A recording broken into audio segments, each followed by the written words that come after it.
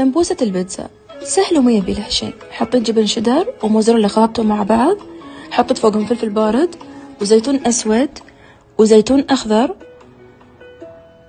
وحطيت فوقهم صلصة البيتزا الجاهزة قفشة أو قفشتين لا تكثرون، وحطيت فوقهم أوريغانو عطى طعم وايد حلو، وفلفل أسود بس لا تحطوا شيء ثاني. فردت العجينة كذي. وايد سألتوني شلون ألف السمبوسة، شوفوا شلون لفتها. هاي اللفة الأولى، واللفة الثانية ضغطنا وايد على العجينة. حطوا الحشوة عدل، شوفوا شلون تدخل الحشوة عدل في السمبوسة، وانت تلفون اضغطوا. وسكرته بالماء، بس بالماء من غير لقلاقة لا طحين. شوفوا كيف،